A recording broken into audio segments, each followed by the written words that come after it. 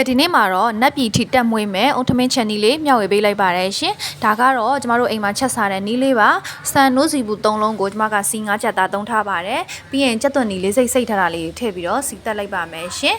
စံစိတ်ထားတာလေးကိုကျမတို့ထည့်လိုက်ပါမယ်အရသာတွက်ကကြတော့စားလေးဇွန်းတစ်ဝက်ထည့်မယ်ထမင်းစားဇွန်းနဲ့ပေါ့နော်ပြီးရင်တကြားကိုထမင်းစားဇွန်းနဲ့2ဇွန်းထည့်မယ်အုံတို့ကိုကြတော့ဘူးသေးတစ်ဘူးသုံးထားပါတယ်ပြီးရင်ရေထည့်ပြီးတော့မှမှွေထားလိုက်ပါမယ်ရှင်ရေပမာဏကိုတော့ဆန်အပေါ်ကနေလက်နှစ်ဆက်သားလောက်ထည့်ထားပါတယ်ရှင်ဒါကတော့ကျွန်မချက်တဲ့နည်းလေးပါအုံထမင်းချက်တဲ့အခါမှာပုံမှန်ထမင်းချက်တဲ့ရေပမာဏထက်တော့ပိုပြီးတော့ထည့်ချက်ရပါတယ်ထမင်းဦးလေးတည်ထားတဲ့အချိန်မှာကျွန်မကကြက်သားလေးချက်ပါမယ်ကြက်သားကိုစားအရသာမုံစနွန်းမုံနဲ့ထည့်ထားလိုက်ပါမယ်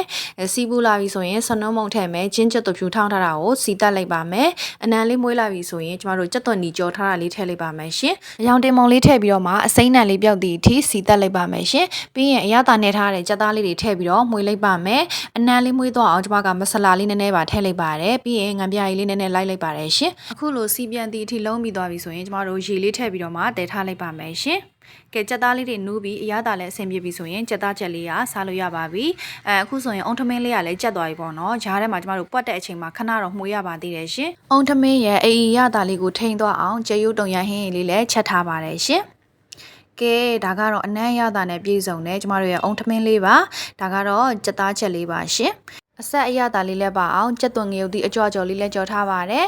အေးပြေအနေနဲ့တောက်လို့ရအောင်ကြက်ရုပ်တုံရဟင်းလေးလည်းချက်ထားပါတယ်ရှင်ရခွက်ထော်နဲ့အကြိုက်တူတယ်ဆိုရင်တော့လိုက်လို့စားကြည့်ပါရှင်အားလုံးကိုကျေးဇူးပါ